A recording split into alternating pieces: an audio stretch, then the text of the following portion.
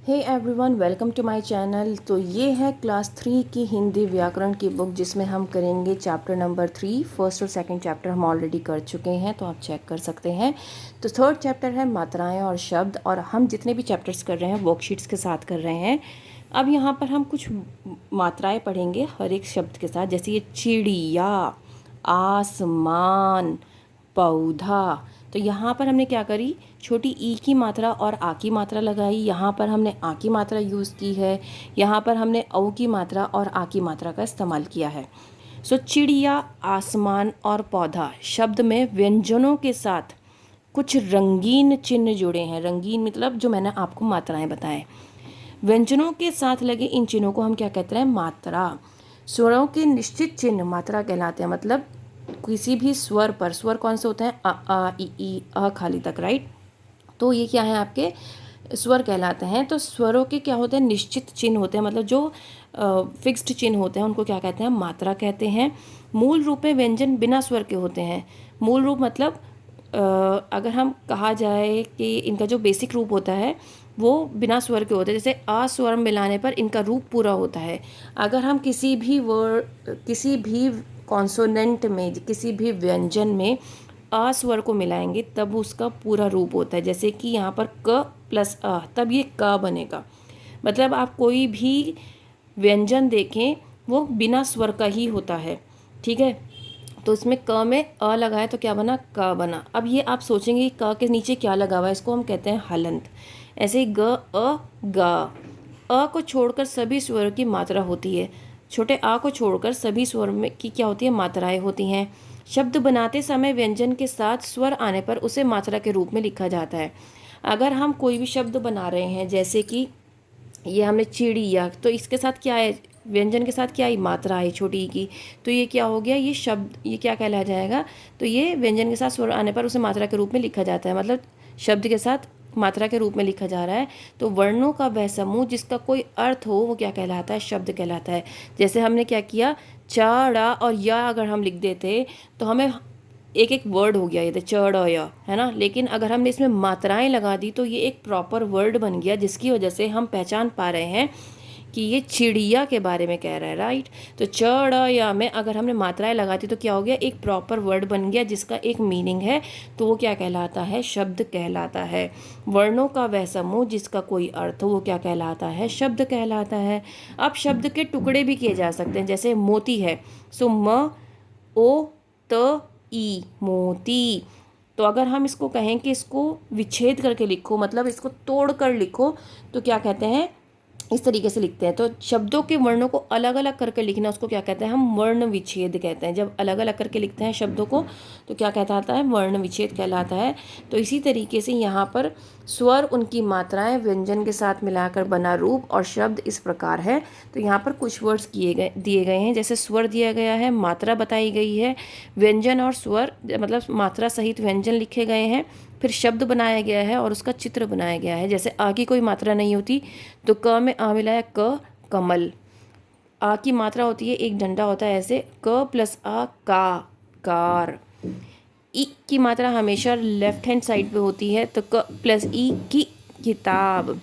बड़ी की मात्रा हमेशा राइट हैंड साइड पे होती है, क पे बड़ी की मात्रा की, ल, कील। उ की मात्रा हमेशा ऐसे होती है, सो क प्लस उ, कु, कुत्ता। बड़े ओ की मात्रा ऐसे होती है, दैट मीन्स क प्लस उ, कू, कूड़ादान। री की मात्रा छोटा सा सी होता है जो हम नीचे लगाते हैं, आप देख सकते हैं यहाँ पर। तो ये क प्लस री, क्री, कृष्ण। ए की मात्रा सिंगल मात्रा होती है, क प्लस ए, के, केला। आई की मात्रा दो होती हैं, कई, जैसे कैमरा। ओ की मात्रा एक डंडे के साथ, दैट मीन्स एक डंडे के साथ एक मात्रा होगी तो वो ओ की मात्रा होगी, को, कोट। ओ की मात्रा में वही एक डंडा लेकिन दो मात्राएं हो जाएंगी, जैसे कौआ, ठीक है। देन यहाँ पर रा के साथ ऊ और ऊ की मात्रा कैसे लिखी जाती है, अब यहाँ पर आप देख सकते हैं। कभी भी हम रा में ऊ की मात्रा, छोटे ऊ की मात्रा उसके नीचे या बड़े ऊ की मात्रा भी उसके नीचे नहीं लगाते हैं। कैसे लगाते हैं, साइड में। रा में अगर मुझे छोटे ऊ की मात्रा लगानी है तो हम ऐसे लगाएंगे। तो यहाँ पे लिखा ध्यान से देखिए आप इसको कैसे लगी हुई है, हल्का सा सी बना रखा है ना, पूरा सर्किल नहीं है। लेकिन अगर बड़े ओ की मात्रा देखेंगे तो पूरा सर्किल ऐसे करके बना हुआ है। तो ये डिफरेंस होता है बड़े ओ के साथ। अगर हम रा में बड़ा ऊ लगा रहे हैं और रा में छोटा ऊ लगा रहे हैं। अब रा में छोटा ऊ लगाएंगे तो रुपया, रुक, रुचि। देन रूप, रूठना, रूमाल। तो यहाँ पे बड़ों की मात्रा है। अब आप समझ सकते होंगे क्या डिफरेंस है। रा के कुछ अलग अलग रूप हैं, विभिन्न रूप हैं, जैसे कि रा रेफ और पदेन। रेफ मतलब जब ऊपर रा लग जाता है और पदेन मतलब नीचे जब रा लगता है। जैसे कि र प्लस अ र, ये सामान्य रा है, रजत, रमा, रस। लेकिन रा के साथ अगर ऊपर वाला रा लग गया तो धर्म, सूर्य, कार्य, यहाँ पे ऊपर रा लग रहा है। जब रा के साथ ये हलंत लग जाता है, हलंत नहीं है, ये भी रा है, सो ये प्रश्न, क्रम, प्रदेश। अब रा के साथ ये लग जाएगा, जैसे ट्रक, ड्रम, राष्ट्र। ये क्या बन रहा है आपका, ये वाला रा बन जाता है। तो रा के ये अलग अलग है। इन दोनों को हम पदेन बोलते हैं और इसको हम बोलते हैं रा रेफ।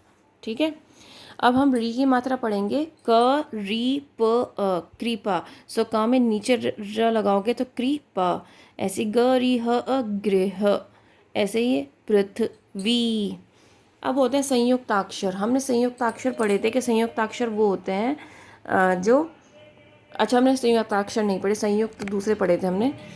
जब एक स्वर रहित और दूसरा स्वर सहित होता है, मतलब एक में स्वर है और एक में नहीं है, ठीक है, उन्हें मिलाकर जब लिखा जाए या बोला जाए तो वो क्या कहलाता है, संयुक्ताक्षर कहलाता है।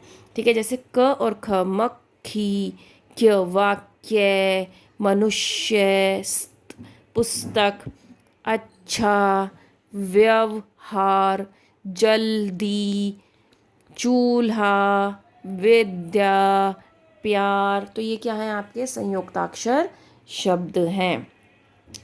द्वित्व व्यंजन, जब एक स्वर रहित और दूसरा स्वर सहित सामान्य व्यंजन मिलाकर लिखें और बोले जाएं। इसमें क्या है, एक स्वर रहित है, मतलब स्वर रहित है, और दूसरा स्वर सहित समान व्यंजन है, उसी के जैसा समान व्यंजन है। जैसे सेम सेम होता है इसमें, एक में स्वर होता है और एक में नहीं होता है। जैसे आधा का और पूरा का, ढक्कन, बच्चा, जच्चा, छच्चा, छज्जा, पत्ता, अन्न, चप्पल। जब हम आधा, एक लफ्ज़ आधा है और एक पूरा है तो वो क्या हो गया आपका, द्वित्व व्यंजन हो गया। ठीक है। ऐसे ये गुब्बारा, चम्मच, बिल्ली, गद्दा, लट्टू, लड्डू। तो इस चैप्टर में हमने क्या सीखा, व्यंजन के साथ स्वर आने पर उसे हम क्या कहते हैं, मात्रा कहते हैं। वर्णों का वह समूह जिसका कोई अर्थ हो उसे शब्द कहते हैं। आ स्वर की मात्रा नहीं होती है। रा रेफ का चिन्ह ये है, पदेन के ये दो चिन्ह हैं। री की मात्रा हमेशा ऐसे लगती है और उच्चारण री के रूप में होता है। ठीक है। वर्कशीट ये रही, इसकी चित्र देखकर उसका नाम लिखना है आपको। तो ये है साइकिल, फूल, तोता, खरगोश, सैनिक, मछली, सूरज, थैला। दिए गए समूह को, वर्ण समूह को सही क्रम में रखकर शब्द बनाइए। जैसे ये छरीत है तो छतरी, कराते दैट मीन्स तैराक, यागुड़ी दैट मीन्स गुड़िया, लितिति दैट मीन्स तितली, पुक पुस्तक, पालाशाठ पाठशाला। अब यहाँ पर आपको क्या करना है, दो वर्ग दिए गए हैं, आपको दो दो वर्ड्स बनाने, जैसे पालक, बालक, शेरनी, मोरनी, कुटिया, लुटिया। सही शब्द चुनकर खाली स्थान भरना है। तो स्वर के निश्चित चिन्ह क्या कहलाते हैं, मात्रा कहलाते हैं। शब्द वर्णों का वह समूह होता है जिसका कोई अर्थ हो। मूल रूप में व्यंजन बिना स्वर के होते हैं। अस्वर की कोई मात्रा नहीं होती।